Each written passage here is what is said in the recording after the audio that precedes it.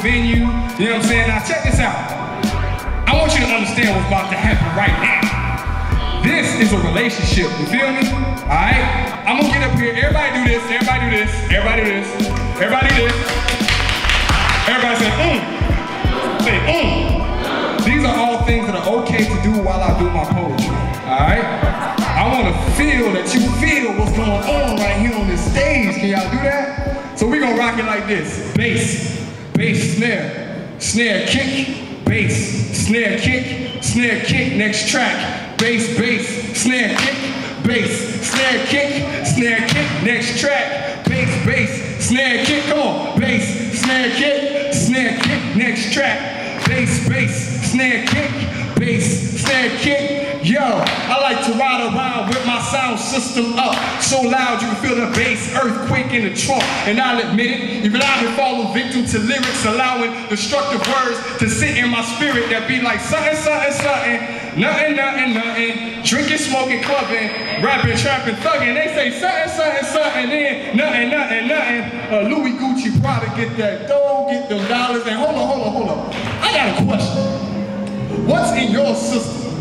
Are your senses aware that you are part of a mass majority of minds who unconsciously blast their music with no regard for the message? It's just subconscious, conscious enough to recognize the signals being sent by the radio waves your brain waves hello and goodbye to, or does it even really matter? I'll bet you're so used to your brain being on auto tunes that Lil Wayne singing an R&B song about how to love actually sounds normal to you. And you won't even get the contradiction. Because 9 times out of 10, ain't nobody trying to ask the right questions like, question, how you gonna be a boss and don't own nothing? Easy. So easy, in fact, that Rick Ross could do it. But according to him, even Rick Ross wasn't Rick Ross while doing it. He think he Big Meech and Larry Hoover. Which explains everything. Synopsis, the rap game is the crack game. In order to be successful, you got to have the mindset of a drug dealer. Problem is, now we got too many pawns trying to play king pin without the privilege of knowing that the king piece ain't even the most powerful piece in the game. Check.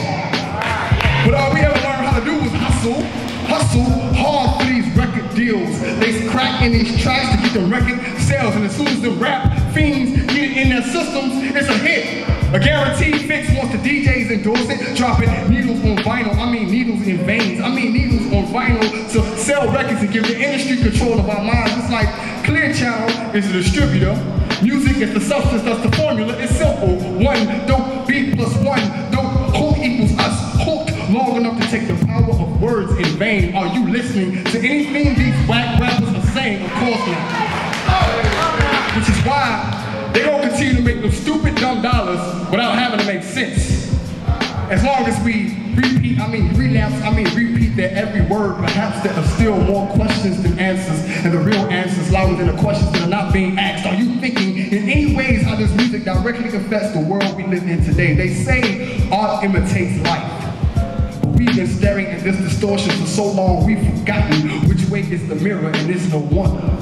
Our daughters will never know how good it feels to be called beautiful.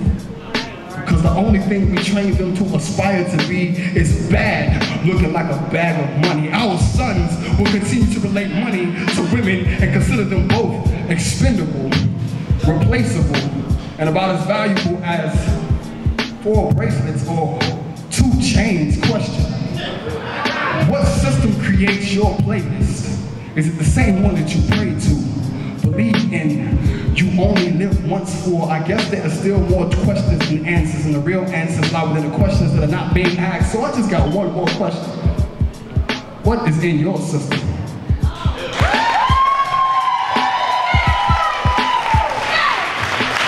Y'all with me? That's what I'm talking about. This is a relationship. All right, so check this out. I'm a teacher. Any educators in the house? For the educators, come on now, for the educators. For the educators. I know y'all like, that boy look like he's still in grade school. Nah, I got 2 degrees. I teach high school. And I've been writing poetry for about 8 years now. Man, I've been doing this for a long time. And so, I'm at the point now, honestly, y'all, this is probably gonna be one of my last live performances. Just because I've been focusing on some other things professionally and dealing with education. But I always get to this point where when I get so frustrated with the politics and the business side and the competition side and all these things, this piece always puts things back into perspective for me. I decided to write. I saw some things I didn't like, so I decided to write. I saw some things that I didn't like about life, so I decided to write. I saw some things that I did not like about life, so I decided to write about the wrongs to make them right in life. I saw some things that I did not like, so I decided to write. When I saw myself between the lines of words written inside the notebook of a young writer. He said to me he wanted to be a poet. Wasn't exactly sure what it meant to write poetry, but he told me that it took him away. It felt like because he was writing. Waking up in the morning didn't seem to hurt as much. And these words written across scattered pages became his release. An attempt to free him from the overwhelming heartbreak he faced every day as he studied the reflection of his own image in the mirror, because that was the only occasion he saw any remnants of his father, who left him, was never there, and never even bothered to stick around long enough to see what kind of man he would become. And so he hurt every birthday, every Christmas, and every Father's Day that he was without his father. He hurt every time he wrote his first next to his last name. He hurt and I hurt when he looked at me, he asked me, he said, what do you do if you can't find happiness? What does it feel like to love? What if my heart won't allow me to love or to be happy? And in that moment I decided, when at first I couldn't see the need to. Felt like writing was all I had to keep me sane in life, but pain in life would always bleed through. So you tell me, what am I writing for if these words aren't enough to answer him? You see, I did the math. One child plus nothing to encourage his aspirations equals a hopeless dream. And one household minus one father figure could only equal a broken home. Where I'm from, hopeless dreams plus broken homes don't equal high school diplomas, college degrees. So how can I tell him, soon your pain will end, you'll find what you've been searching for. And every night that you've waited to understand your sorrow will not have left you in vain, when I know the odds are already against him. How can I tell him that love will come, fulfillment will come, when I myself, I'm still waiting for the same days, counting the months, the years, and days that I spent without my father. To this day, it still feels like a part of me is missing. And I hadn't known long enough to say that I had missed him, but I missed him every birthday, every Christmas. I missed him for New Year's, graduations, and holidays. I missed him every night, folded tight under my covers, afraid to sleep because of noises outside of my room window, praying for my father to come and protect me, wondering if he wanted to be there but just couldn't, or was I just that much of an inconvenience so he wouldn't choose me over something he felt was more important. You see, I hurt, and I could see in this young man's eyes how he hurt, because I saw pieces of myself in him, and in every word written by the ink from his pen, it was almost as if I was staring into a mirror. So I looked at myself. I looked at myself and I said to myself, I said, you decide. You decide to find contentment instead of grief.